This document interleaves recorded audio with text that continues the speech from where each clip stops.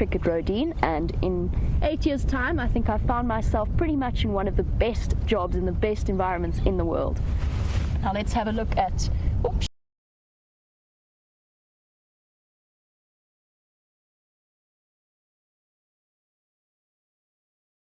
to her head, the lady sitting in the tree, sleeping in the tree actually. I'm sure many of you know by now, we've been fortunate enough to have our queen Karula right, I think probably about maybe 300 meters from where I live, on an open clearing. She's had an impala kill in the tree. Her name is Karula, and she's thought of as the Queen of Djuma, which is where I am now. I'm in the Sabi Sands, and I'm sure quite a few of you have been here, or at least to the Kruger National Park. They essentially have 2.7 million hectares of open wilderness. It is a place that has existed for many years. Animals have been roaming around here, and you'll probably find that Karula's genetic line has come from generations back of female leopards who've lived in this area. Now we call her the Queen of Djuma. She has been an incredibly successful female leopard, and we're essentially sitting right in the middle of her territory. She's raised several litters of cubs successfully, which is a very daunting task for a mother leopard. She's got to do it all on her own and protect them from lots of things that want to eat her. She's scratching her ear, I think. She's trying to just give her cheek a good rub.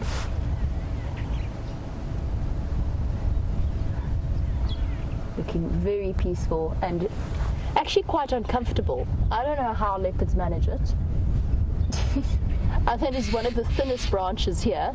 Now the reason she's up this particular tree and in quite an uncomfortable spot is because she's been sitting with an impala carcass for the last 3 or so nights. Now last night she actually spent, I think she spent the better part of the evening trapped up a marula tree with a very patient hyena sitting underneath it. Now leopards fall quite low down on the predator hierarchy, so for Karula, she's probably about 45 kilograms, and a 60 kilogram hyena is definitely a threat. And he or she was patiently waiting underneath her tree, trying to steal bits of carcass that had fallen down while she was feeding. And now she's back up in the tree trying to guard her kill against vultures. They're the new threat of the day. And if we have a look, there's just a little bit of meat still left on her kill, tucked into the joint of the jackalberry. And it's very kindly wafting the scent of 3-day-old meat in our direction. Now this is a very sad sight to see, so we're not going to linger too long on it. But it is, of course, part of the way that things work out here. This is one of the impala ewes, and Karula stashed it up here to basically act as a pantry. Now bonus points, I'm not sure how well you guys know your trees. I want to see if any of you can guess, or if you know the name. I'll be very impressed if you do, so don't stress if you don't. I'll be very impressed if you can tell me the name of this particular tree. It's actually quite unusual to see one out here in this particular clearing. They're usually around drainage lines and rivers. It's a beautiful big tree with dark bark and thick foliage, which is why it's one of the favorites for leopards to be hanging around in. And there's the threat that she's hiding from. He's going to circle back around now. That is a hooded vulture. Where's he gone? There we go. Well done, Andrew. Oh, it's quite a cold and windy day out here. I'm sure you can hear the wind howling. Just imagine you are on the back of the vehicle with me, because that is what we're going to do. I'm going to take you out on a game drive and try and teach you as much as possible about this amazingly wonderful landscape that we live in.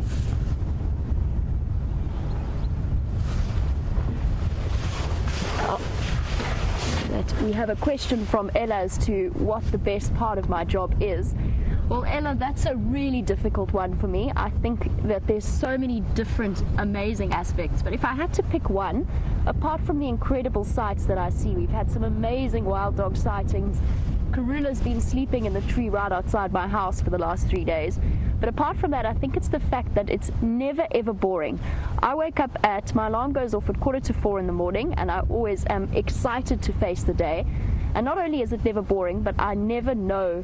I always learn something every single day. There's so much stuff out here that we don't know about. And what you'll see is if you sit with animals long enough, we do this every day, every morning, every afternoon. When you sit with the animals for a really long time, you'll see them doing things that nobody else has seen, that nobody else has ever recorded as behavior. We had a wild dog sighting where, now wild dogs are coursers, so they chase the animals down until they're exhausted. And in this particular case, they were chasing impala. The impalas are heavily pregnant at the moment. I'm actually going to try and find some to show you. They are bursting. They're all about to drop their lambs very, very soon. And when they do, it's always an amazing time to be out in the bush. But this particular impala was running away. She was exhausted, and she ran and then ducked behind a bush and lay down. And then the minute the wild dog shot past her, she got up and ran in the opposite direction. That's something that none of us, and we've got a good couple of decades of combined guiding experience between the team, it's something that none of us have ever seen before. Something quite phenomenal to see. I don't think Karula's going to be up to too much, but we're going to sit with her for just a little bit longer and spend some time with her before we go racing off. Ah, there we go. Well spotted, Andrew. Another scavenger waiting to try and have a go at her kill. Now, hooded vultures are particularly good at this. They've got thin beaks and they specialize in basically capitalizing on the... Oh, you can hear the wind howling. They capitalize on the leftovers of kills, the tiny small bits. That's why it's got such a thin beak. They're basically the toothpicks of the vulture world.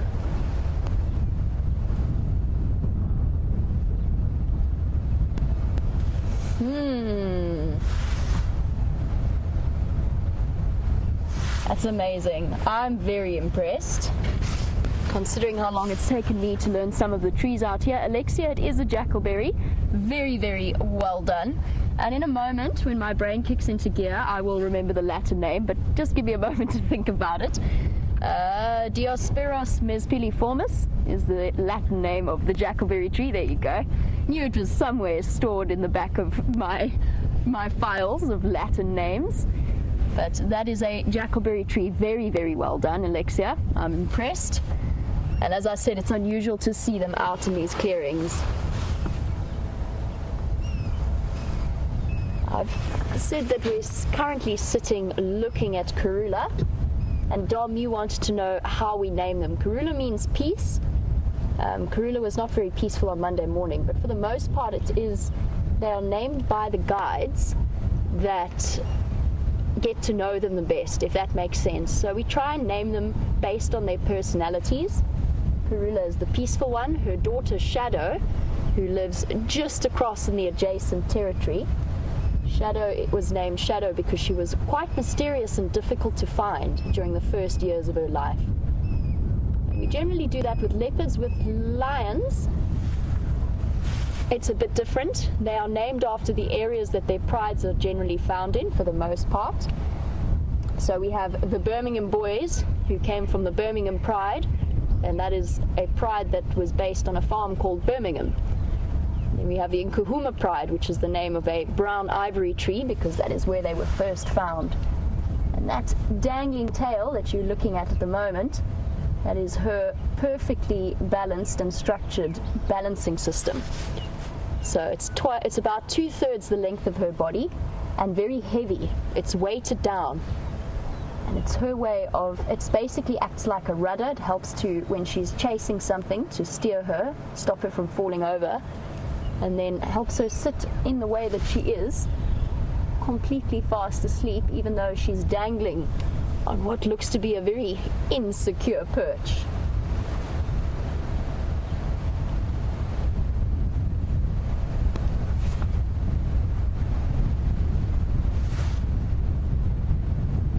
Caitlin, you were wondering how old Karula is. She is the matron of this area. She's 11 years old. Now that's not particularly old for a leopard. They can live up into their about 20, but still it's an impressive lifespan for an animal that has life very hard out here. She's a tricky one. And Rosie, you were wondering what her favorite food is. Now, the very first time I saw Karula properly, she was busy eating a steenbok, so a little antelope. For the most part, leopards like this, female leopards like Karula, they target the smaller animals. So things like steenbok and little grey duikers, those are the easiest ones for them to catch because they're strong. They're not as strong as the bigger antelope. It's a nice food source for them. When I saw her, she devoured an entire steenbok, bones and hooves and all that was left was the jawbone in a space of about 20 minutes. That was I would say my very first proper sighting with Karula. She is hunting impala. She has killed that female impala, which is a very impressive feat because that impala probably weighed about 60 kilograms, so 20 kilograms more than her.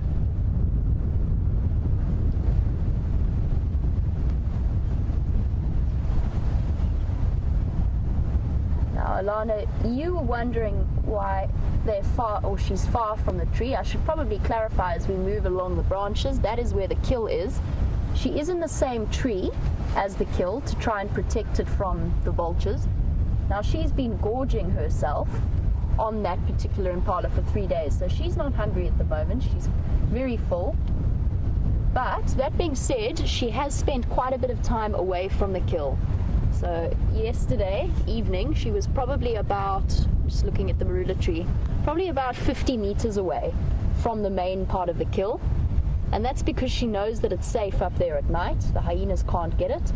But now during the day, because the vultures have spotted it, she's being a bit more protective.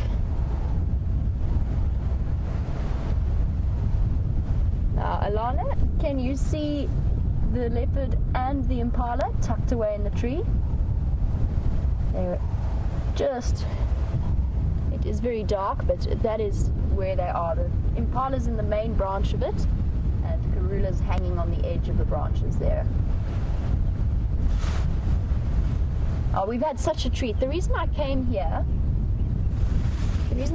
directly is because it's cold, and Karula has been here for 3 days, so I think very soon she is going to start moving around. What I'm going to do now, I'm going to try and shift so that we can get a view of her beautiful, beautiful face, and I'm going to give her a nice wide berth so she's perfectly relaxed. This vehicle, by the way, is called Jigger. We name the vehicles because they all have their own little quirks and personality types.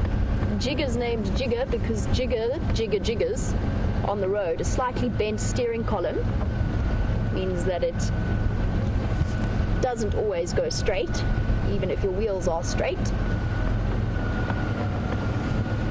She's in a tricky spot, and she's just turned her head away from us.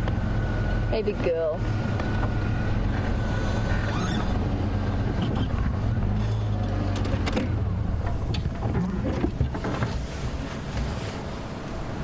Well, Jessica, I'm sure that you're aware of the fact that the whole of the country, the whole of South Africa, has been in quite a severe drought.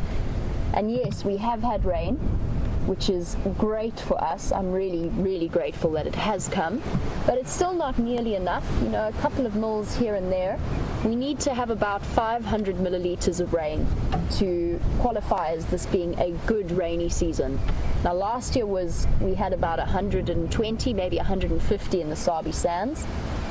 This year promises to be much the same, and it does put the animals under tremendous pressure. Even cats like Karula. How incredibly camouflaged she is. Next time you're in Kruger and you're driving past some of the big trees along the rivers, always take a moment to stop and peer into them.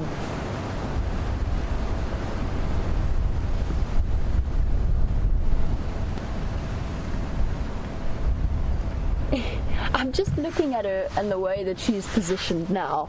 It looks like the least comfortable spot I've ever seen well, no, not quite, but it almost looks like the most uncomfortable position. Her head is dangling, her bottom is sort of wedged onto a very small, uncomfortable looking stick. That doesn't look cozy at all, Karula. Shame, man. You didn't pick the best comfortable tree to sit in. Now, Karula is dangling off the edge, and I know that Alexia wanted to know, do leopards ever fall out of trees? The answer is yes, although for the most part they tend to be very dexterous, very balanced animals. I have seen leopard cubs in particular fall out when they're still learning a bit about their coordination and balance. I've seen her grandson attempt to climb trees and then promptly fall out of them. It does happen. This is one of the really special things about working out here, is just the amount of leopards that we have and that we get to see, and that are very comfortable in our presence. Hey, big girl. Thank you. Brief look in our direction. A passing glance by the Queen. We should feel honored.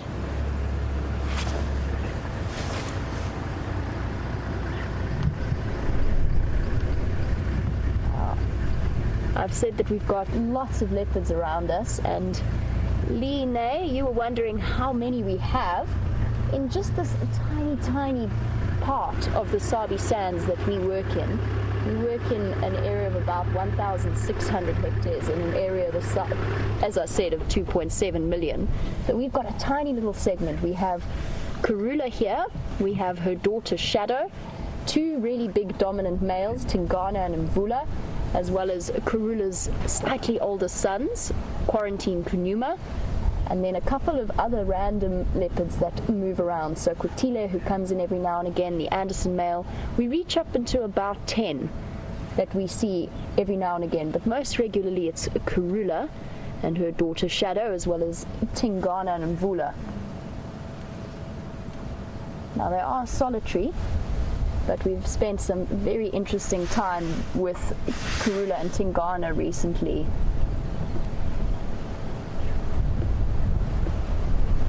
You look at that beautiful spot pattern of hers.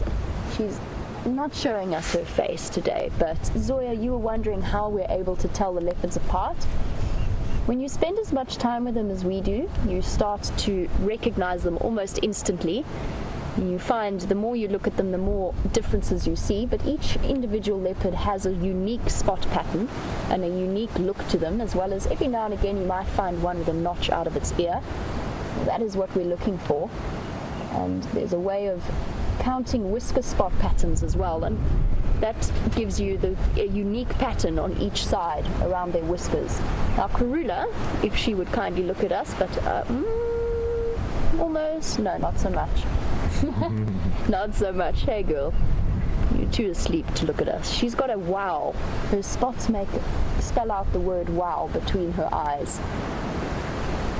Now, we've spent some amazing time with her, but our time is short, and I want to head out and find some other amazing things to show you. And there we go. Hello, girl.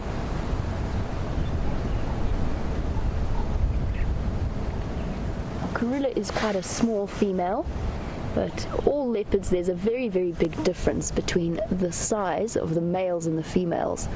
So the male that she was mating with recently, Tingana, he's about double her size and weight, and his neck is very, very thick, and that's usually the best way to tell the difference between the males and the females. You know how male lions have manes to help protect them if they get into fights with each other? Well, male leopards have a similar dewlap. Oh, hello, girl. Are you up?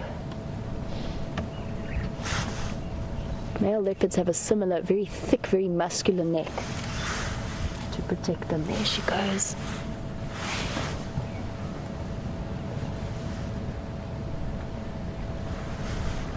Oh, big yawn. There's very, very little meat left on her kill, but Isabella, you were wondering how long she'll feed on one. With this impala, it's lots and lots of meat for her. So she's been here since Monday, feeding on this carcass. And she is probably nearly finished. I think she's going to be gone by tonight, possibly even this afternoon. I think she's thinking about it. I'm going to shuffle forward ever no, I'm actually not. I'm going to just let her respond and decide what she wants to do without disturbing her.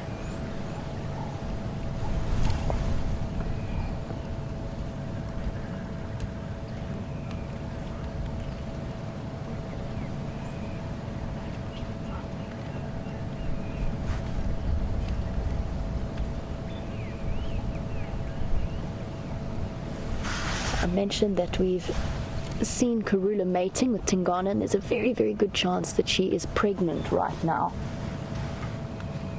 Where's she gonna go? I think she's gonna come down the tree, or she's finding somewhere else. You can see how she disappears into the foliage.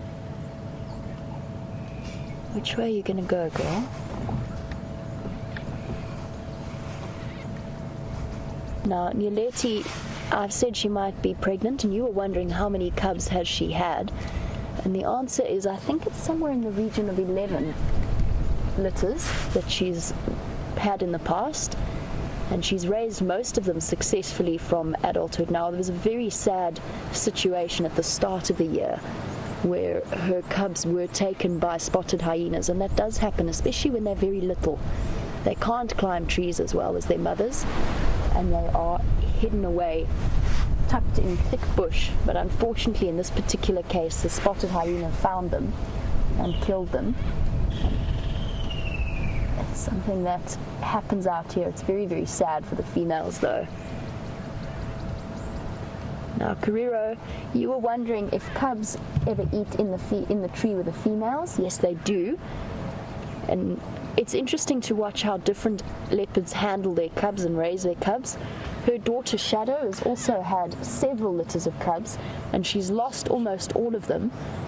And there's a lot of questions as to why Shadow doesn't drag her kills up into trees as often as Karula does, as she's done here. But once cubs are a little bit bigger, with the sort of the age of around 2 to 3 months, then they can start eating meat, and they can go up into trees with their mothers. Now she's settled down and gone back to sleep again, looking distinctly uncomfortable, as always. And I think we'll say goodbye to Karula for now and head out and see what else we can find. We've got lots and lots of exciting and small things that I need to show you. One in particular, as a sign of summer, is a nest hole, and I've got a special video to show you. Let's head across and do that.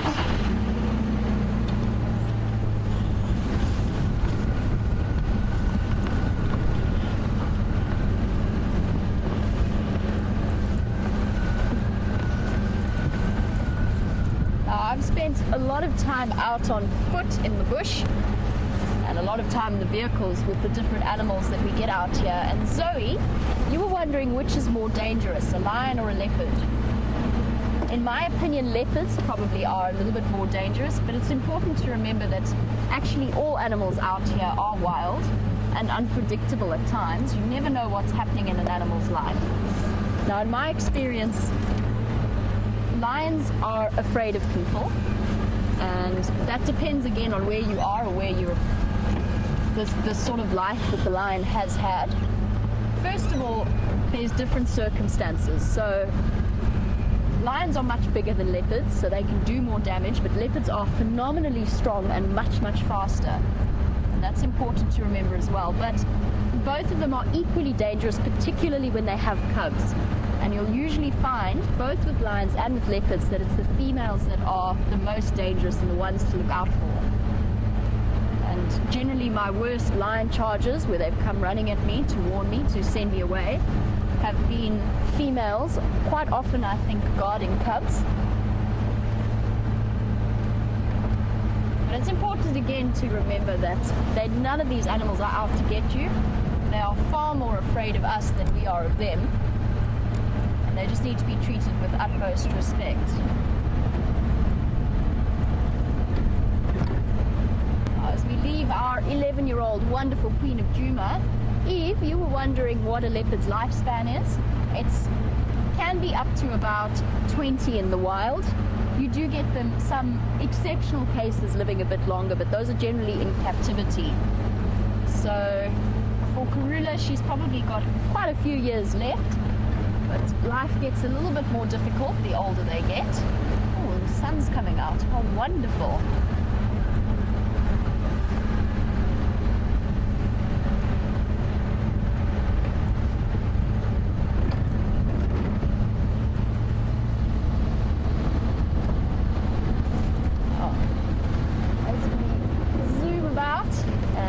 A bit of a driving experience. Claire earlier you were wondering how old Shadow is. Shadow is Karula's oldest daughter in this area. Shadow's 9 years old, so it would have been Karula's first set of cubs that she had as a very, very young female. They usually breed for the first time at around 2. So there's a 2 years age difference between Karula and her daughter Shadow. And Ruby, you were wondering if Shadow stays with Karula. Leopards are interesting that way. They're solitary, but what happens is when the cubs are slowly getting to be independent, the females tend to leave their mothers first and go off on their own mission, but they won't move too far away from their mothers. So generally you'll find in an area, the females, although they don't interact too much and they don't spend much time with each other, it's usually a female and her daughters. So Shadow's territory, although she doesn't spend that much time with Karula, is just to our western side of where we are now. And the borders are fluid. So sometimes Karula will be in the east and Shadow will come across into the western edges of her territory. And it changes like that. If they do encounter each other, they don't actually like to spend generally all that much time. They don't socialize in the way that we might think they would. And sometimes if they encounter each other, they'll actually growl at each other. That being said, you never ever predict what an animal's going to do. So I know there are recorded cases of mothers sharing kills with their daughters as well as their granddaughters. So leopards know and remember those family bonds. And they're far more aggressive towards females that have come into their territory that are not related to them in any way.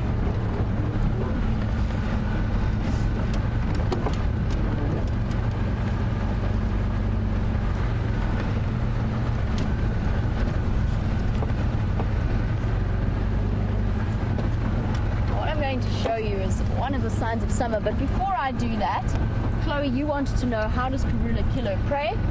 Leopards are incredibly fast, incredibly efficient hunters, and they rely mainly on stealth. But that being said, they can cover 22 meters in 1 second. So they'll use their camouflage, wait for an antelope to get close to them, and then cover that distance incredibly quickly before the antelope even has a chance to respond. So they're phenomenal in that way. And then what they'll do is they will tackle the animal usually around the throat. Sometimes if it's a small antelope, then they can crush the brain case, but for the most part it's a stranglehold around the throat. And usually a very quick, very clean death for that creature. The reason I've stopped here is we're going to have a look at this hole that is in the marula tree, and then I'm going to show you why in a moment. Let me just get the video for you. This is something we've been monitoring over the last few days. Now in there, how many of you have seen a lilac-breasted roller? Those beautiful bright colored birds. Now what if I told you that about 1 meter down in that hole there are some baby lilac-breasted rollers, and I'm going to try and see the lights actually come back out, which might make it a bit difficult. But let me see if I can try and show you a video of what they look like. I'm going to reposition so that the sun doesn't go straight onto the screen and block it from you.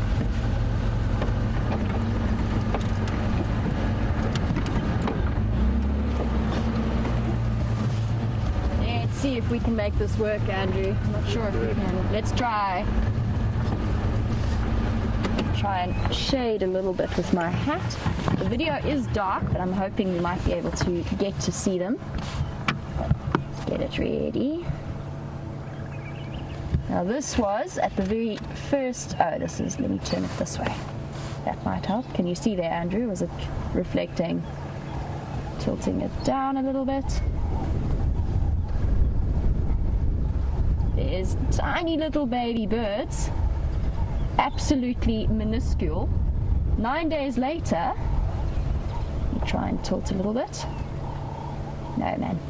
Here we go. 9 days later, look at the feathers on them. It's incredible how fast they start to get that adult plumage. The mothers have been backwards and forwards feeding them. How cool is that we get to monitor them? It takes them about 20 days to go from hatching to fully fledged able to fly.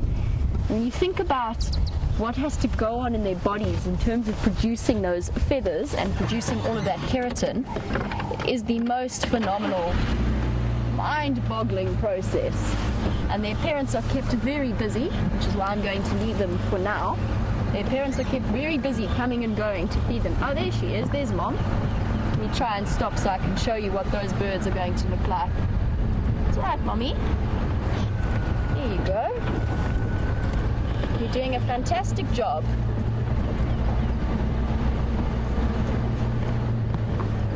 She's actually caught something. Now that is what those baby birds are going to look like. There we go. Look at those incredible different colors. Now the amazing thing about birds is that those blues and purples are actually created by clear keratin. So it's made more by the refraction and reflection of light, so the way that the light is bouncing back, than it is by color pigments. Birds only have black color pigments and then yellow color pigments. The rest of it is created by light reflection. It's incredible to think about. I still can't really wrap my mind around that, and there are one or two exceptions, but that is the general rule. I've also spotted one of my favorite animals out here, and I'm going to try and see if they're going to be cooperative. They're not always, but they are sometimes.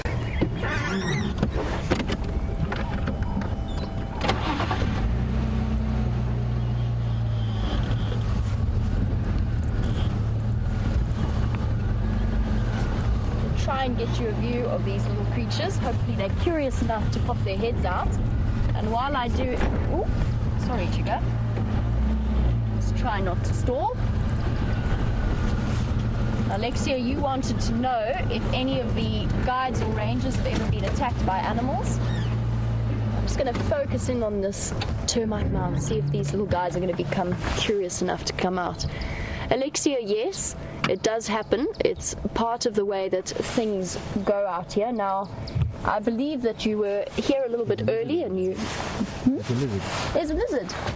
Oh, look at that. That's so cool. That's not what I was after, but that's epic. Well done, Andrew. Look at those brilliant spot patterns. I'm trying to just see what it is. It looks like it could be an agama. I need him to turn around so I can see his face. Beautiful, beautiful color patterns on the back. And it's breeding time for these lizards as well, so they will be displaying the full extent of their coloration. I can hear the creatures that I was trying to find. I found one. You found one? Well done, Andrew. Oh, this is one of my favorite creatures out here. We were with Karula, one of the biggest predators out here. This is the smallest predator in the Sabi Sands. It's called a dwarf mongoose. It is a sociable creature, which is why I'm looking all around me to see if I can spot the others. And sometimes very, very curious. No, they're not going to play nice.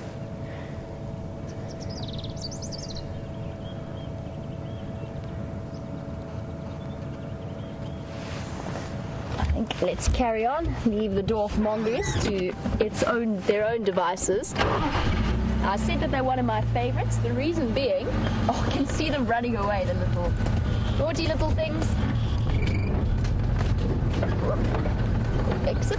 Oh, I've acquired a passenger underneath the wheel. There we go. Managed to lose the branch that was attached to us. I've said they're one of my favorite animals, and that's because they're so intelligent. Only the alpha and the alpha male and the alpha female breed and reproduce. The rest of them are just there to help them raise the babies. But when it comes time to compete for the spot of the alpha, so either the alpha male or the alpha female, instead of fighting for it, they have grooming competitions. So they lick and they clean each other until they're absolutely exhausted and cannot continue anymore and are completely coated in saliva. And that is the way that they determine their little hierarchy struggles. Now, Ella, you were wondering what my favorite animal is and why. It's a very difficult one. It depends on my mood. I will say probably the top of my list is rhino. They're the animals that I have worked the most with during my time. I've spent the last 3 or so years living and working in this area, and most of that was spent either out walking, tracking and finding and monitoring both white and black rhino. They're also the animal that I always feel got me really into this whole conservation business and wanting to be out here. And I just love their characteristics and their personalities, the difference between black and white rhino. Now, we do have a policy, although we do get them in this area, we do have a policy here now, due to the fact, and I'm sure you all know about this, due to the fact that there has been a phenomenal and terrible increase in rhino poaching. As a policy, we don't show rhino on our show because we don't want to draw any undue attention to them or even possibly give away their position to potential poachers, because there's so much money involved in the poaching industry that there are access to resources like the one that we provide. That's something that we try not to expose too much. But I think that's probably my favorite animal. Elephants are pretty high up on the list. I think they're incredibly intelligent, they're fun to be with, they're always doing something interesting. I really like giraffe too. And then in terms of predators, top for me is spotted hyena, because they also are probably the most intelligent by far out here and the most entertaining. Now, I'm curious to hear, we're still waiting to get some answers from you guys as to what your favorite animals are. I'm always interested just because it gives me a little bit of insight into what you guys enjoy seeing.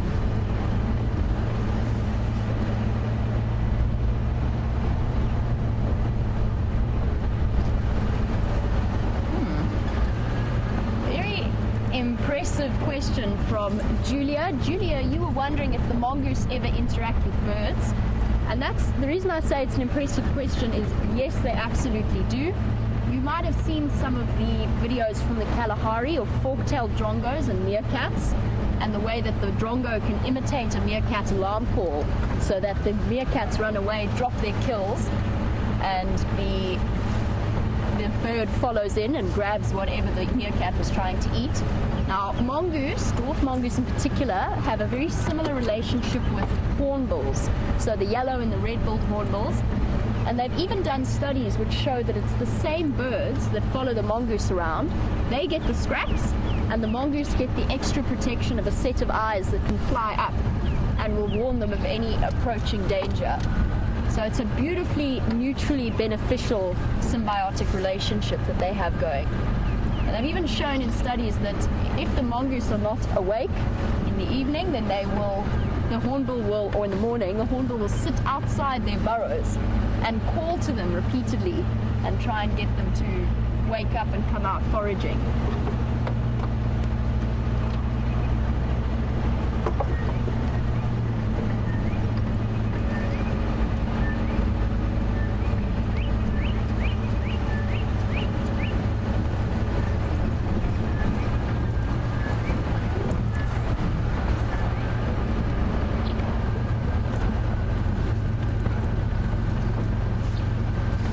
Big warm hello to Michaela Carr.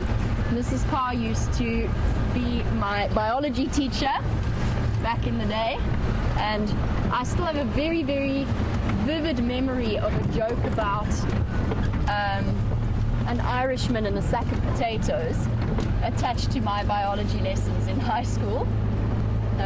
Hello. It's good to not see you again, but at least speak to you again after a very long time. Now, Chloe, you were wondering how long have we been monitoring those birds? The answer is 9 days from when Spot, who's one of my colleagues and fellow presenters, when he found them in that hole to the point that they're at now. So it's a 9 days stage of development.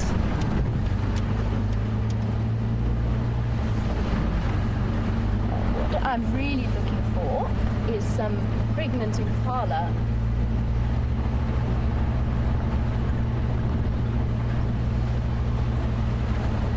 Now, Leanne, you were wondering if there are people who stay guarding our rhino.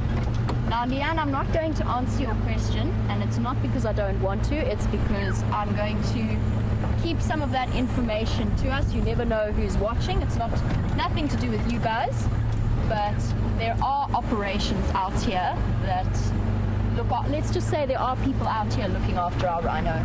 I won't give you any further details.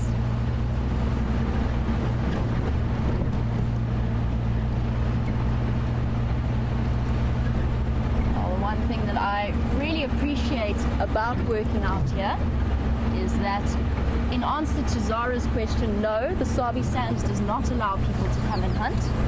It is against their policy, and it is part of the Greater Kruger National Park, so an area that is protected from anything in those particular respective fields. Now, we could have a long chat about the role that hunting plays out here, but I'm not going to go into too much detail. But no, they do not hunt here, and for that I'm very grateful. I'm looking. I'm desperately looking. I want to see if I can find you an impala. They are so pregnant that there's a good chance we could catch one of them giving birth at any moment. The first ones have been born, which means the rest are soon to follow, but unfortunately we are coming to the end of our very quick safari drive, and I think that you guys have to go. But it has been wonderful to spend a little bit of time with you. I've really enjoyed it, and I hope that you have too. I always feel like these lessons are too short. There's so much out here to show and talk to you about. But I will say a very big thank you to you all for joining us and sending us through your questions. And hopefully we can, Impala! Hopefully we can have you back with us. I'm going to duck my head down for the last few moments, and all I'm going to say to you in terms of encouragement is, guys, please be aware and have as much love and respect for this environment. It's going to be part of your inheritance as South Africans, and it's so important.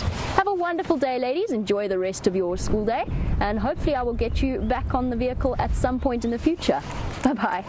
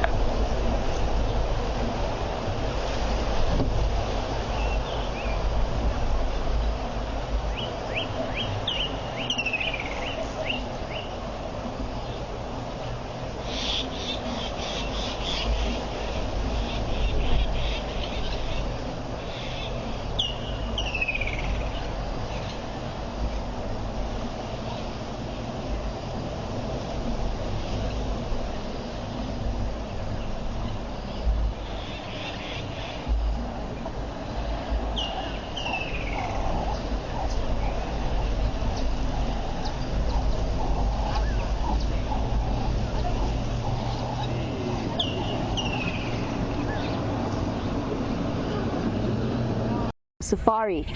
Now, 8 years ago, I was sitting in that auditorium wearing the same shoes and the same socks that you are now, where I finished my matric year in 2007 is when I finished off at Rodine. Now, guys, I'm really keen to hear from you because essentially your questions come straight through to me, so it's almost like we're talking to each other, and I'm really interested to hear what animal you would like to see, what's your favorite animal, why, or if you have any questions about the amazing things that we see out here, and possibly anything about doing the job that I do, which personally, apart from my inability to breathe and talk and swallow at the same time, I personally think it is one of the best jobs in the entire world. Now we're going to start our safari with a boy called Peter. I probably shouldn't say boy, a bull called Peter. And the reason he's called Peter is because he lives in a pan of water, Now, I'm sure many of you are aware of the fact that the country's been in the grips of quite a severe drought. And the impact that it has on these animals is actually quite severe. So the rivers and the dams that the hippos are usually moving around in, those have got less and less water in them. And that puts the animals themselves under tremendous pressure in terms of space. Now, if you look at Peter's back, you can see the scratches and the wounds that are slowly healing up. Nothing too serious, but the reason that Peter has left his wherever he came from, whichever dam he came from, and joined us in this pan is because Peter's being bullied by other males. I think he's quite an old gentleman. He's a very big hippo and not to be underestimated. Peter looks peaceful and sleepy.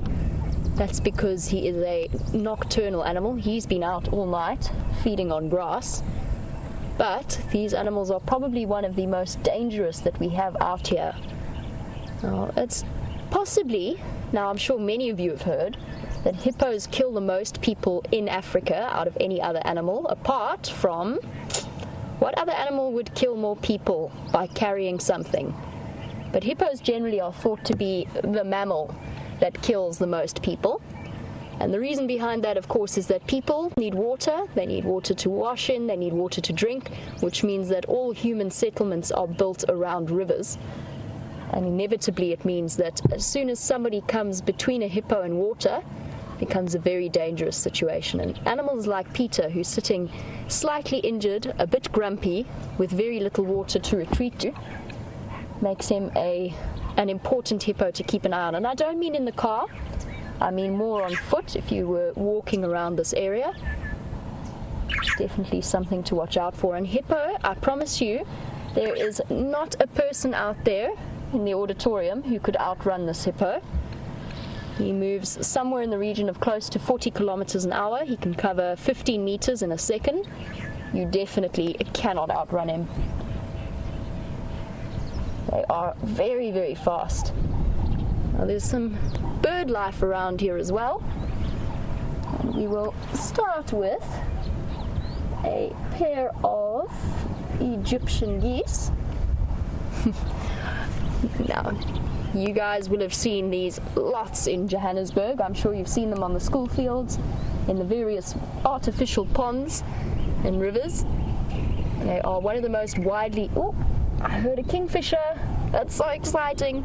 The woodlands kingfishers, sorry, just to be a bit distracted, the woodlands kingfishers have just returned from their migratory journey from Central Africa back to here.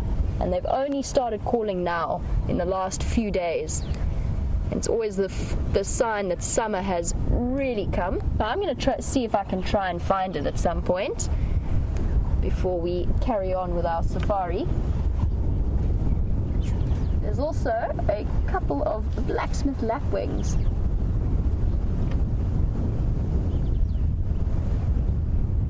Those are called blacksmith lapwings because their call sounds like a blacksmith hitting a hammer against an anvil.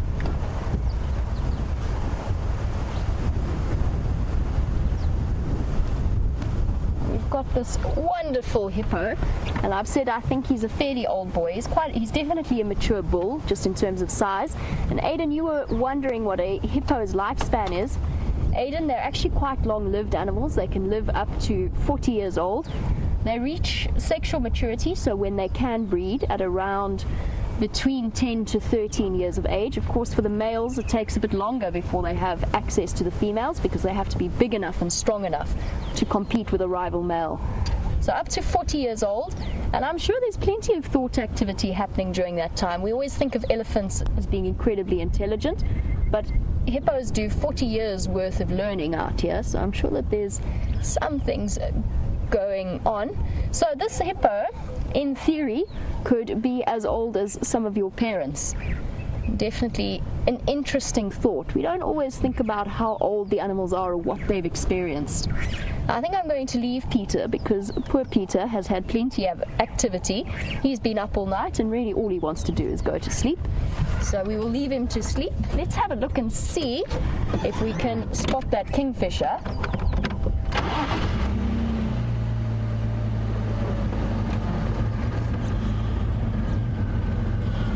Very interesting question from Louisa as we leave our Peter.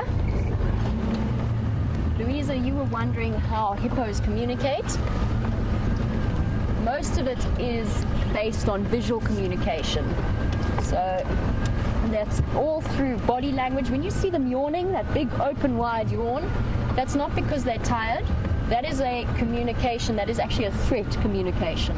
So they're showing how big and scary their teeth are.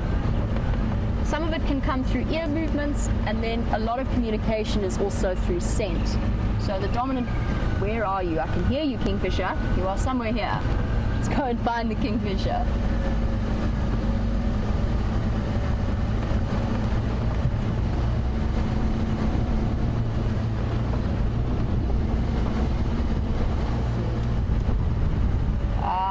Well done, Isabella. Yes, mosquitoes kill more people than hippos. That is because, of course, they transmit malaria, which kills lots and lots of people in Africa every year. Not the bird I'm looking for, but we'll stop for him anyway, just because they always look totally manic, I think. There's something about yellow-billed hornbills that they just look a little bit crazy. Oh, well, bye then. I think he took offense to that. Well done, Andrew. Get my head out of the way. Just look at that facial expression. Now, I'm sure some of you have seen hornbills in the Kruger Park attacking cars and windows, and that is because they see their reflection and assume that it is another bird, another hornbill, come to challenge them. It's fascinating. They'll do it for hours at a time. There's a pair of them who lives with a bunch of us at Inge's house, which is where we stay. And they'll attack their reflection repeatedly until we actually have to pull the curtains across the windows so that they can't see themselves in the glass. And I promise you, it's not fun being woken up from a nap when a hornbill's smacking the window. Where's this kingfisher? It's somewhere here.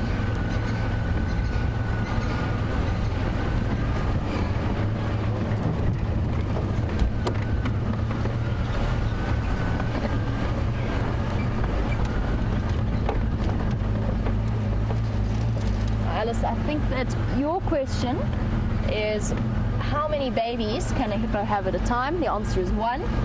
I have never heard of hippos having twins, but it's probably, you get those rare circumstances like with elephants and with giraffe where it can happen, but it's very unusual for a big animal like that to have twins. It's usually 1 baby. This kingfisher is somewhere here. Where are you hiding?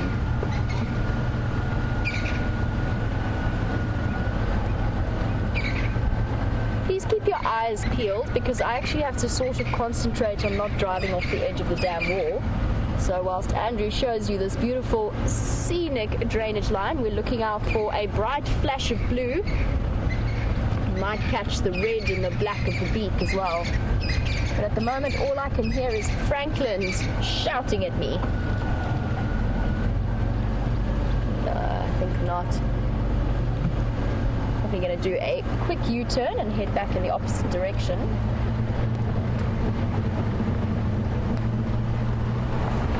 Well, Megan, while we look for the woodlands kingfisher that I'm after to try and show you. Megan, you were saying you love vervet monkeys, and if there's any chance of seeing them, absolutely, especially here. There is one troop that lives directly in that drainage line and is the perfect early warning system if there's a leopard hunting in this area. We hear them calling quite often when Karula comes walking along here. Now, Karula is on the cards for you all, so we do have a nice surprise for you planned, which is why I've done a U-turn actually. Our Karula is a female leopard, and she's been very kind enough to grace us with her presence for the last 3 days, about 300 meters away from where I live, the house that I live in.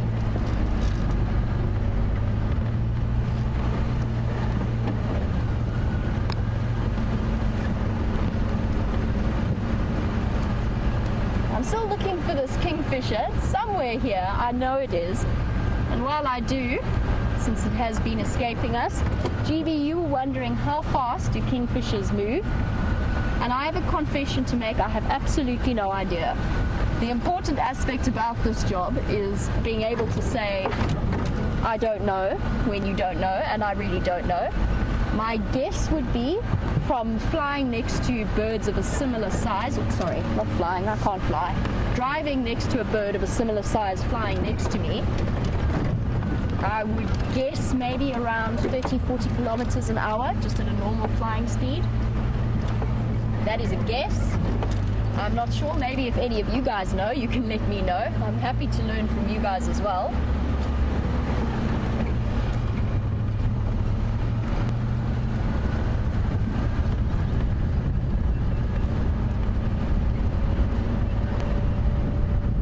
Oh, the wind's back up and the clouds have come back and I can take my hat off again.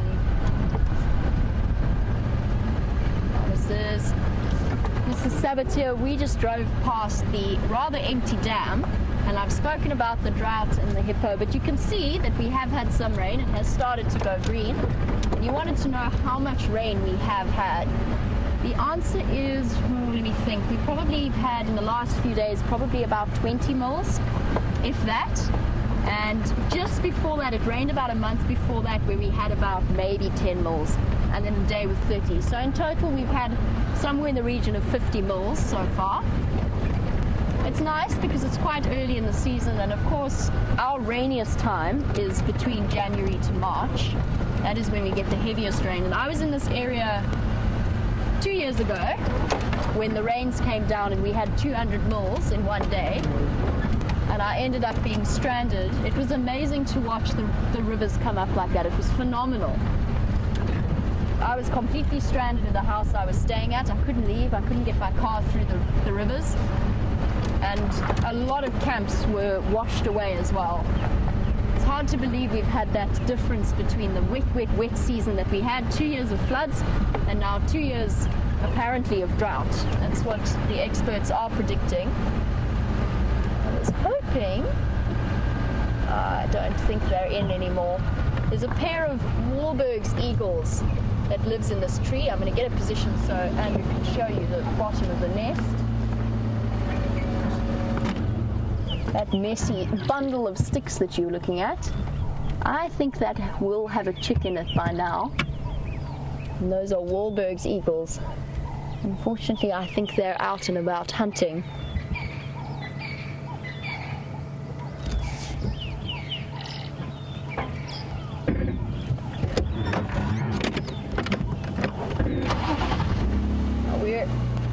Driving around what I think is one of the best places to be in. It's definitely one of the best places for game viewing. And I've actually just changed. No, we go this way. We'll go this way. It's one of the joys of being in charge, is you can decide which road to go down. Now we're in the Sabi Sands, which is about 65,000 odd hectares of private land, but because it is part of the Greater Kruger The Greater Kruger concession means that although it's privately owned by individual people, its borders are completely open to the Kruger National Park. So that puts us, at the moment, we're driving around in an area that is completely wild and is larger than the size of some small countries. So the Greater Kruger area covers 2.7 million hectares, 2.7 million soccer fields or hockey pitches that you play hockey on. It is mind-boggling. I can barely comprehend the amount of space that we actually have out here.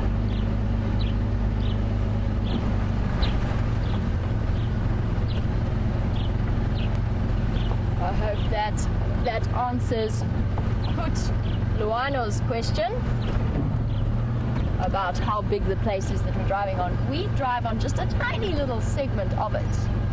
I hear you, mongoose.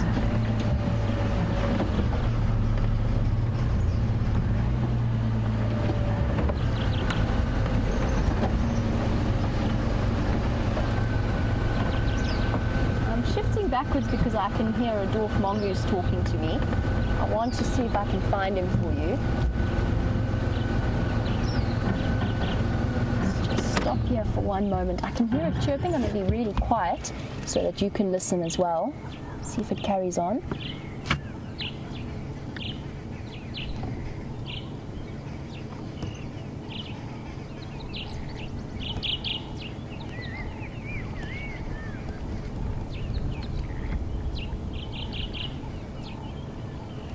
No, I can't see where it is, and it's gone very quiet.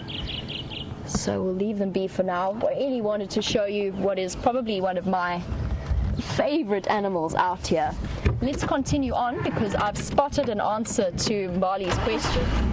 Shame. And at this point I want to go as slowly as possible so I don't disturb them, and I'll explain that in a moment. Now Mbali, you were wondering how many young there are in the park and which animals are about to give birth. Now the reason I'm sneaking up this way is because the impala, and they're the most numerous animal out here. There's a good, I don't know, probably about 200,000 more impala out here, and pretty much every single female, with the odd exception of the young females, is pregnant and about to give birth. There's even a chance as we watch them that one of them could have a baby. They've snuck in there.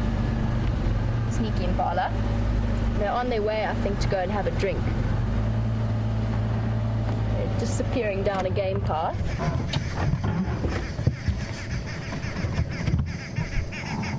Now Mbali, as I said, every single one of these impala disappeared. We'll try and loop them and catch them on the other side.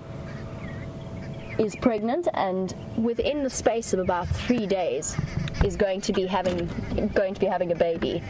How many young there are, I couldn't begin to tell you. I will tell you that most of the wildebeest are pregnant, a lot of the zebras.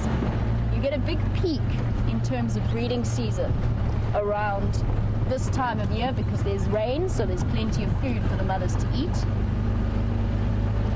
So we should be seeing more and more.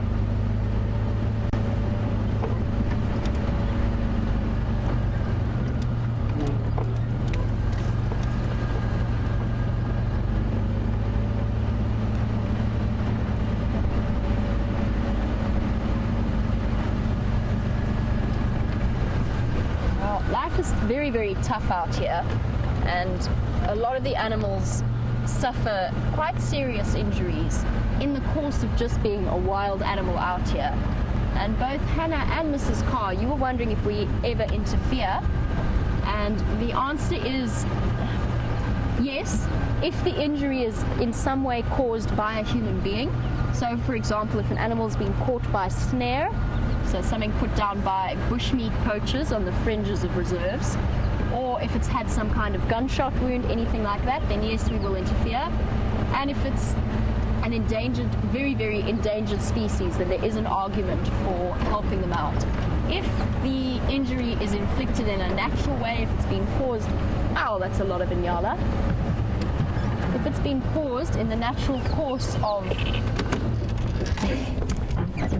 being an animal out here, so inflicted by another animal, maybe in a fight, anything like that, then we do leave them. And it can be very sad to watch.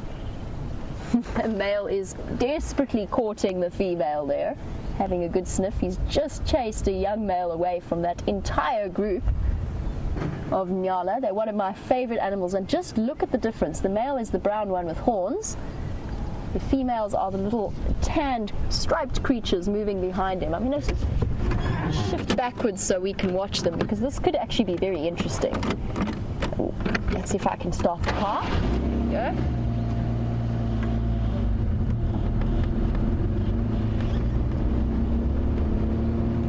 Zip backwards.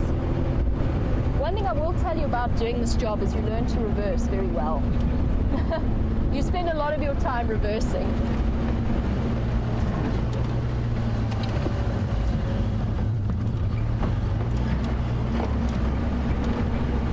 Shame.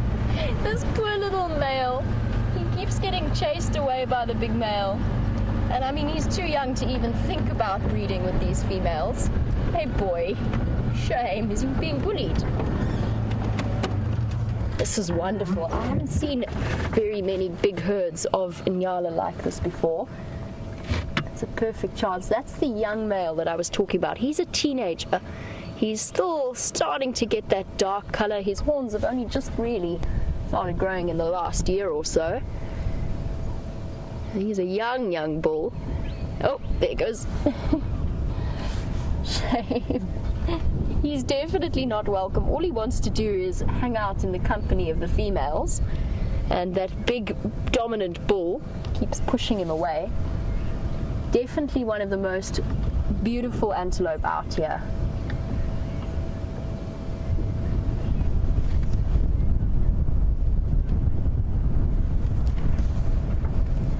Now, Nyala are not territorial, and they're generally quite sociable creatures, but what you might find is with a herd this big, with a load of females in it, some of them might be coming into estrus, which is why this big bull is following behind them. Those are the females that you've been looking at now, with their big radar ears to help pick up any sounds. Now, they like to live in thick bush. They don't generally see them out in the open like this, which is why this is such a treat.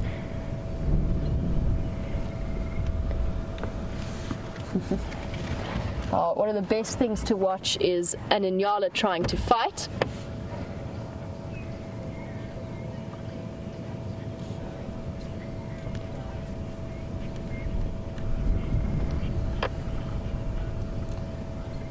Shame. You can see the young male trying to get back towards the herd because there's safety in numbers and anyone on the outskirts is very vulnerable.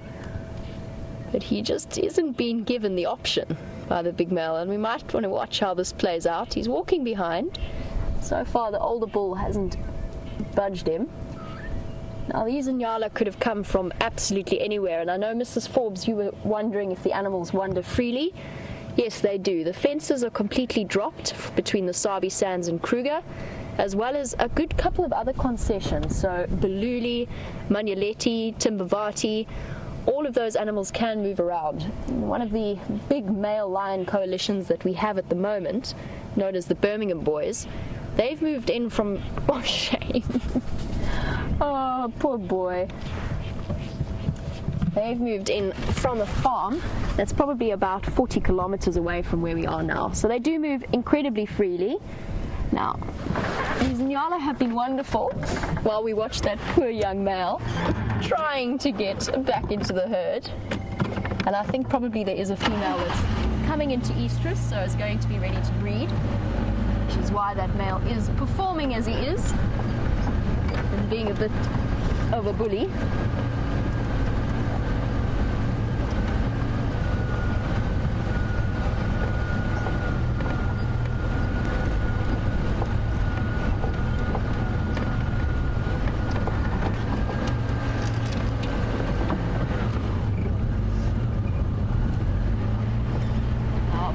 Mrs. Saboteur is a permanent resident of the Kruger National Park, so you know it very, very well. It is an incredible place to move about and observe the natural behavior because the animals here are so used to the human presence. It means that they behave perfectly naturally in our presence and we can watch them, and really, especially in this particular job, we've been following the stories of we have viewers that have been following stories of individuals from their birth. Now we're on our way towards a particularly special leopard, and I know some of our viewers have been watching her from birth to the age she is now. It's incredible to think of.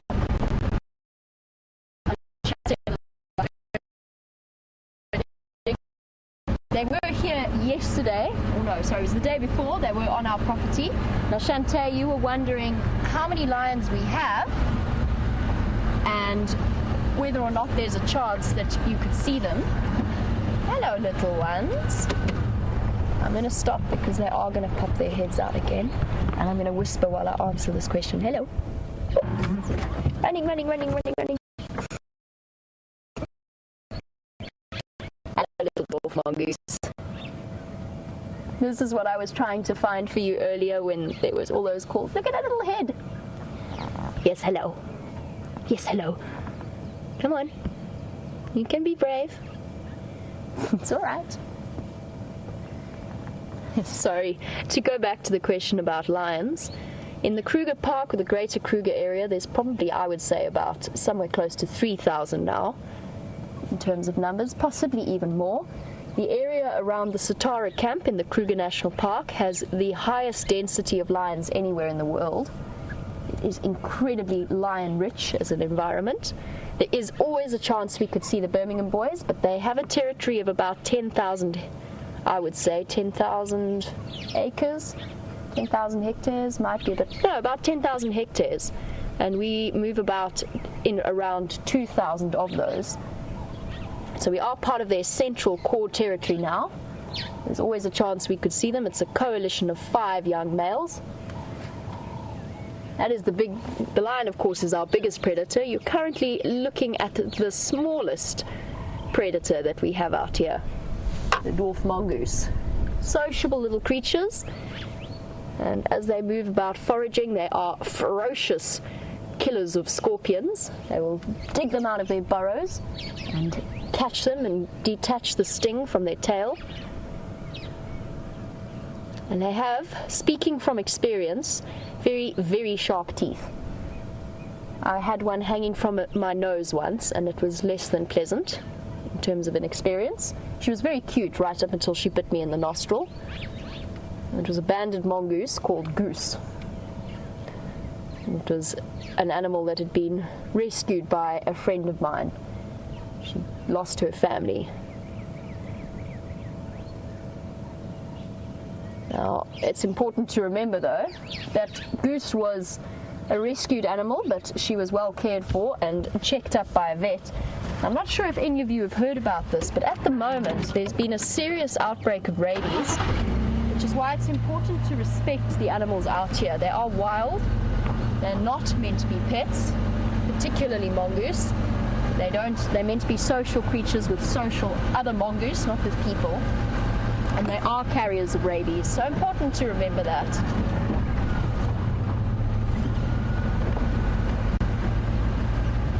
Alice, as we make our way to one spotted cat, speaking about another, Alice, you were wondering if there are cheetah in the Sabi Sands. Yes, there are. I have hardly ever seen them in this particular area. The reserve I used to work at, I used to see them probably about once a week, but this particular area, because it's open, the animals can move freely where they want to, and cheetah cover enormous distances in their lives. They generally tend to move across to areas that are slightly more open, better suited for their hunting requirements. And this particular area that we drive about in isn't the best habitat for cheetahs, but they do come through. And of course, the always entertaining, always incredibly exciting wild dogs have been moving. They've got 2 packs moving through this area at the moment. Definitely one of my favorites.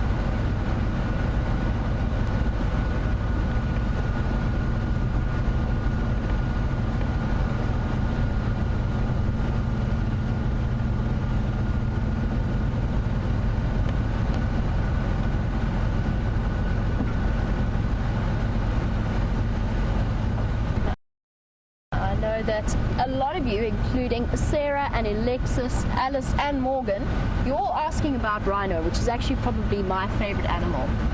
And in answer to your question, yes, poaching is an enormous problem. Essentially whenever you see those horrific totals of rhino numbers that are being killed, about half of that happens in the greater Kruger area. It's a very tragic tale and something that is very close to my heart. What we do as a WildEarth policy is we do not show rhino. It's partly as a statement against rhino poaching, but it's also so that we don't draw attention to them. Poaching brings in so much money that you never know who has access to the internet and who might be watching. And we definitely don't want to contribute in any way to the possibility of a rhino being found and poached. As I said, there is so much money involved and a lot of inside information. It's a very sad state of affairs because I would love to find rhino and talk about them for you.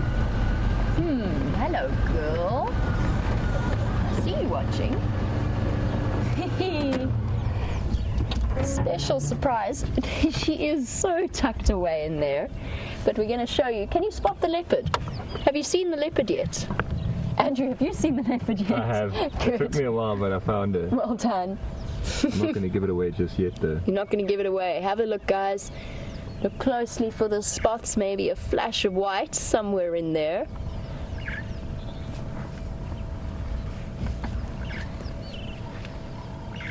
And that is how incredible leopard camouflage works. You would never know. If I didn't know she was there, I would never have seen her. I don't think. All right. Well, I'm not going to keep you in suspense any longer. I'm going to try and loop around so that we can get a better view of the wonderful Queen of Djuma without invading her space too much. Karula, that looks so uncomfortable. That cannot be comfortable. It's a terrible tree to be hiding out in. Let's get my car into low range. She is very much fast asleep. I think that's probably a good angle to start with, although I know the sky is very bright behind her. There you go. Hey, sleepy cat. Hello, beautiful. There, thank you. A brief glance by Queen Karula. The reason we call her the Queen is this is the center of her territory, and she has ruled over this area as the dominant female leopard for about 11 years. And during that time, she's proved to be a fearsome hunter and a very protective and wonderful mother. It's not an easy job being a single mom if you're a leopard. It's tough out there, and a lot of things want to kill your cubs, but she's done a fantastic job, and she's essentially all of the adjacent areas around us are the territories of her offspring, mainly her daughters. But her two young boys, Punuma and Karula, also move around here. I have yet to see both of them properly, but I've heard some fantastic stories about the characters that she's produced. And Karula means the peaceful one, and she's definitely looking very peaceful, if not very uncomfortable, in her position there. Now, we can't see it too clearly, but one of her main identifying features is her spots. Spell out wow, and look, that is why she's in this uncomfortable tree. I know it's sad and it is hard to see, but that is the remains of the impala kill that she has had for the last 3 days here. She's done very well to kill an impala, particularly a big female. It has fed her for a good while, and last night she spent, I think, probably close to the whole night trapped up a marula tree. So not the jackalberry that she's in now, but a marula tree. And beneath her was a very patient, rather hungry hyena waiting for scraps of her kill. Now, leopards do occasionally, while they're trying to feed, they do sometimes drop their kills out of trees by mistake. And I think the hyena was waiting both for that and for the scraps of the kill to drop down to the base of the tree. I think, however, that hyena went hungry last night and she managed to outweight him.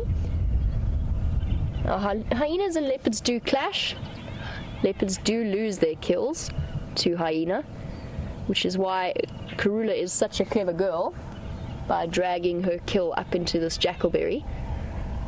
It must have been phenomenal to watch. She's tiny. She's about 45 kilograms of leopard. That impala must have weighed close to 60. So she did a very impressive job pulling it up into a tree with both just teeth and claws.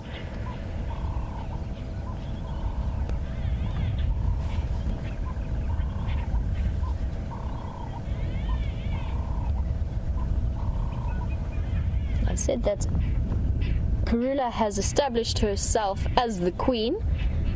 At 11 years of age, she is now the matron of this area. Both Frankie and Bertie were wondering, how long do leopards and cheetah live? Leopards can live up to 20 years in the wild, although those are generally unusual cases, and you'll find that the females will live longer than the males. Once a male gets past his prime at about 10, 11, he becomes a nomadic male. He can no longer fight with bigger, younger, stronger males, and he has to move around nomadically, and there's a good chance he's going to be killed by a younger rival male. Female leopards tend to be less violent, so they can live a little bit longer, and I think there's records of 16-year-old leopards still being able to have cubs, but that's quite unusual. Cheetah, slightly shorter lifespan. You're looking at about 16 maximum, but usually around 10, 11 would be the time that they start getting old. And cheetah are interesting. Cheetah as a species struggles out here with a high population of leopards and lions and hyenas. They are right at the bottom of the predator hierarchy.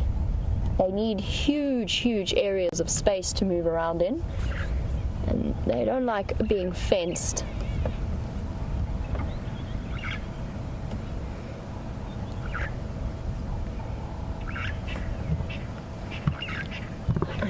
What I'm going to try and do is shift around, and while I do that, I'm going to answer Lex's question about hyena population. My favorite predator. I love spotted hyena. I think they're fantastic. Alexa, in terms of in terms of hyena population, we've got a clan that we think is probably somewhere in the region of 20 individuals that moves about in this area. So I think that would probably, one of the members of that clan was probably the one that was sitting under Karula's tree all night, and this morning the hyena was here. There you go, shift ever so slightly. Oh, Karula, that looks so uncomfortable, girl. Amazing how leopards, and I'm sure you must find this with your pet cats if you have any at home, amazing how comfortable they can look in the most uncomfortable of positions.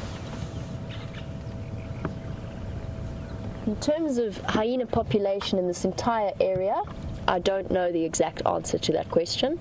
It would probably be at a ratio of about 2 hyena to every 1 lion, so bigger than the lion population. Maybe that's a little bit of an overestimate.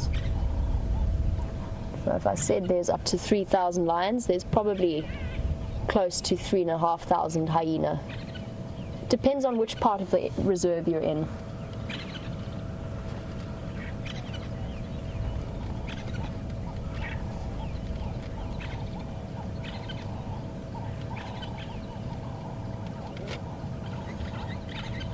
Looking at this extraordinary leopard.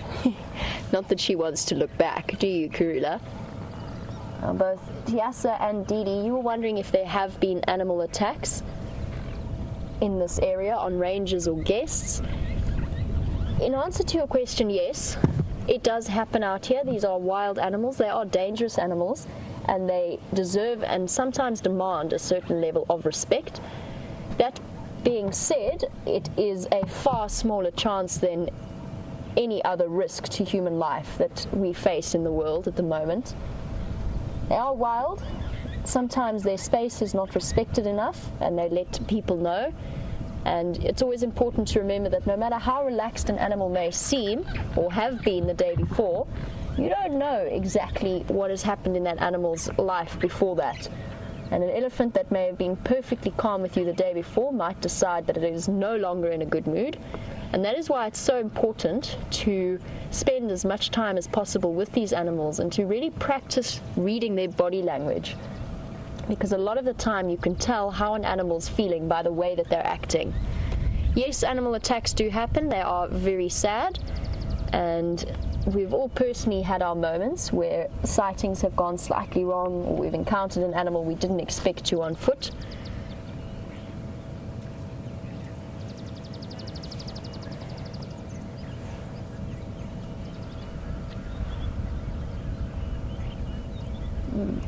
Now this carcass is nearly finished. It is pretty much, not much, there's a bit of head and a bit of the shoulder skin. And there's a chance when she next tries to feed it that it could fall out of the tree that she's in. Now she's up and looking, so we've got a beautiful view of her face. Hello, gorgeous. Look at those incredible eyes of hers. Looking up at the birds flying. Hello, girl. Now both Sophie and Wendy, you were wondering whether or not, as we look at this beautiful cat, settled rather precariously in the tree, you were wondering if they ever fall out. The answer is yes. It's quite unusual. I never understand how they manage to sleep and balance in the way that they do. Leopard cubs are generally the ones that do fall out of trees. They're still practicing their coordination, and I've seen her grandson go tumbling out of trees before that he was trying to climb as a young cub. It does happen, and I always imagine that if I still haven't seen an adult leopard fall out of a tree, but I somehow imagine if they did, they would look terribly embarrassed. I imagine and try and then pass it off as nonchalance. Oh, that's gorgeous. Now, guys, don't forget that what you're watching now, I'm sitting here right now as you're watching in the Sabi Sands. It takes an incredible amount of technology that I don't even begin to understand. We sit with a cameraman, a wonderful cameraman on the back, and a giant metal rod that points into the sky and somehow sends what we're watching across to you over the internet. That's one of my favorite things about this is, first of all, it's completely unpredictable what you're going to see. We don't ever edit or try record again. And you can't get an animal to stop what they're doing just because it didn't suit the camera. We could even see her fall out of her tree. Now we've got this beautiful view of her tail, which in fact acts as a way of keeping her in the tree. And Louisa, you were wondering how long her tail is. It's about 2/3 of her body length. In terms of length, it's about just over a meter, and heavy. I've had a chance to field darted leopards before that were being darted for conservation purposes, and their tail is much, much heavier than you expect it to be, and it works just like a cat. When she's angry, it thrashes. When she's distracted, it twitches. It's quite incredible to see.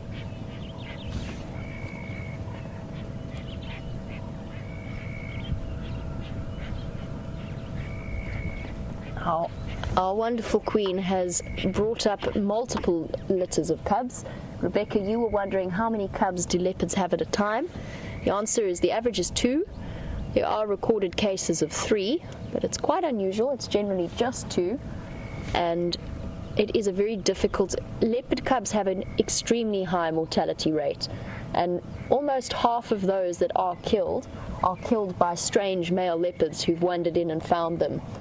And they kill the cubs so that they can bring the female back into estrus, so get her ready to breed again, and so that they can pass on their genetics.